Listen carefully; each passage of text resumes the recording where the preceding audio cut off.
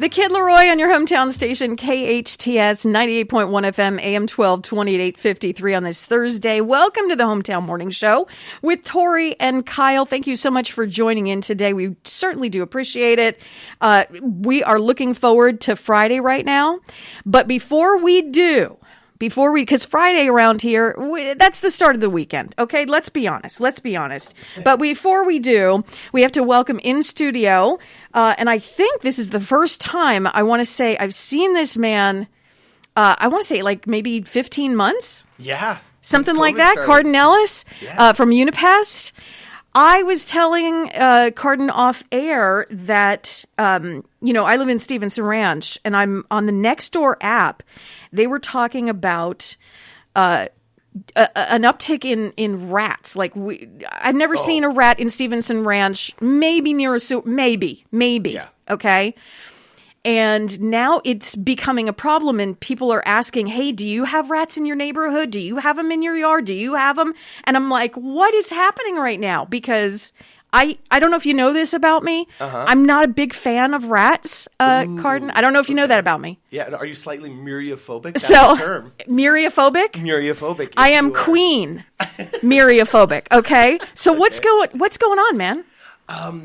Okay, well, it's a combination of many factors, but to be honest with you, in a nutshell, most of the rodenticides over the past 3 or 4 years that were probably the most popular and the most common have basically just been outlawed. Okay, wait a minute. You got to talk to me like I'm a 5-year-old. What is a rodent? Rodenticide is the different types of baits and products. I mean, for lack of a better term, we used to call it poison. You know what I'm saying? But we've always had to kind of mechanically or with poison, control the population so they don't like skyrocket and we don't become a third world country.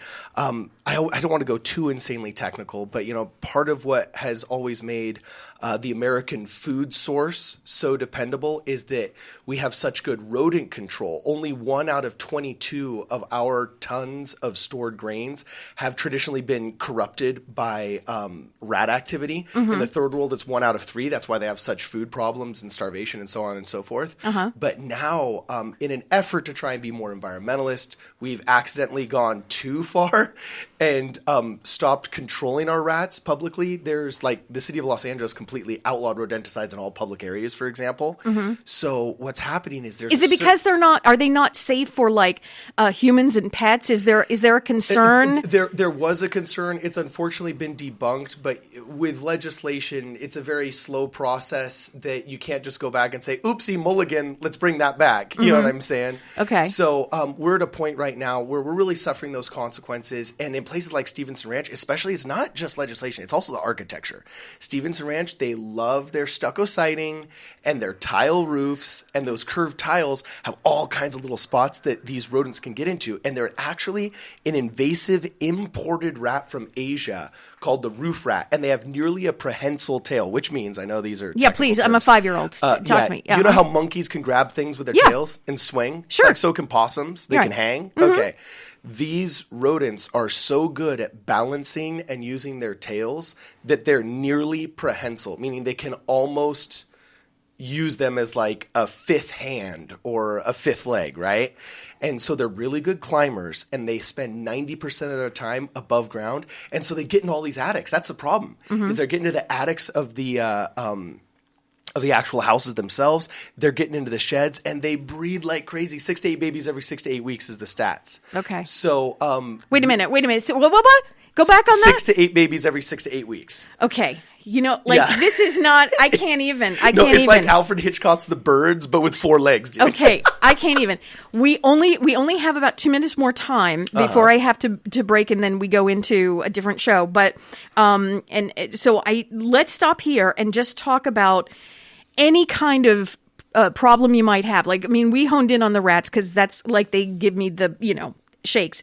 But you're talking fleas. That's an issue right now. Fleas in Santa Clarita. A lot of these rodents in the wildlife populations that are skyrocketing, unfortunately, have other what we call vectors of disease is the technical term, aka fleas on them that spread diseases. Okay. People don't realize it, but the Black Plague in Europe was not spread human to human, but via fleas that were generally carried by rats throughout Western Europe. Okay.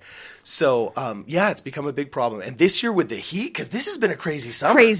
Crazy. It never let up. Usually No. we're a week on hot and then a week on not so hot. Right. And, you know, it alternates like a checkerboard. But this year, just Mother Nature decided to just, you know, her amps go to 11 Exactly. on the heat this year. You know? Exactly. So, So, that doesn't help the situation. But you can help the situation. Oh, totally. Tell me, we have just about 40 seconds left. Okay. Give me a website. Give me a phone number. Give me anything we need to Okay. know because I can't do rats. I can't. Yeah. No, I hear you. Okay. Well, it's always best to call, and you can always talk to me. And our number is super easy to remember. It's just 661-BUG-7575. That's 284-7575. Mm-hmm. And if you're a DIYer that wants to try trapping these things first because you're hands-on, Mm-hmm. you can go to www.unipest.com. And I got a ton of training videos for DIYers that want to try and take care of the rats themselves. That won't be me. When it comes to RATS, that's where I call you. Okay. So if I see that, that'll be my call. 6 seconds left. Give me that number again. 661-BUG-7575. That's 284-7575. Thanks, Carden.